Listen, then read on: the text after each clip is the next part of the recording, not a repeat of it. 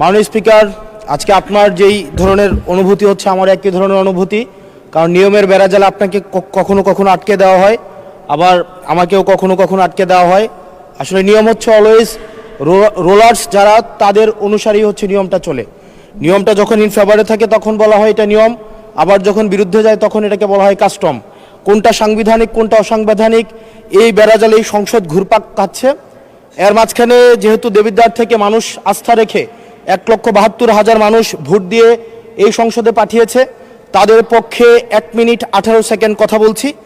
আমার দেবিদ্বার থেকে চান্দিনার একটা রাস্তা আছে, যে রাস্তা দিয়ে 2 লক্ষ মানুষের যাতায়াত। মাননীয় স্পিকার, 2 লক্ষ মানুষের যাতায়াত হলেও এই রাস্তাটা মাত্র 12 ফিট, অর্থাৎ 2টা সিএনজি একসাথে 2টা ক্রস করতে পারে না। আমাদের ওখানে 11টা ইউনিয়নের মধ্য দিয়ে রাস্তাটা গিয়েছে।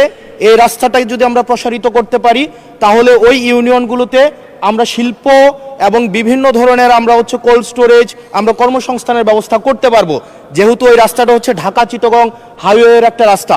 এবং এই রাস্তাটা যদি আমরা প্রশস্ত করতে পারি তাহলে আমাদের কুমিল্লা থেকে, আমাদের ঢাকা থেকে যে সিলেটের যে যাতায়াত, সেই যাতায়াত হচ্ছে আমাদের 40 কিলোমিটারের মতো কমে যাবে। মাননীয় স্পিকার, সার্বিক দিক বিবেচনায় কর্মসংস্থান বৃদ্ধি এবং যোগাযোগ হচ্ছে আমাদের 40 কিলোমিটার কমানোর জন্য আমাদের ঢাকা, আমাদের কুমিল্লা, আমাদের দেবিদ্বার থেকে চান্দিনার যে রাস্তাটা আছে সেটা 12 ফিট আছে। এটাকে প্রশস্ত করে এটাকে হাইওয়ে করার জন্য মাননীয় স্পিকার আপনার মাধ্যমে সংশ্লিষ্ট মন্ত্রণালয়কে অনুরোধ জানাচ্ছি। আর মাননীয় স্পিকার, আশা করি আপনার মধ্যে যে অনুভূতি হচ্ছে প্রথমবারের মতো আমাদের এই যে সাংবিধানিক এই যে একটা মারপ্যাচের মধ্যে আমাদেরকে রাখা হবে না। আমাদের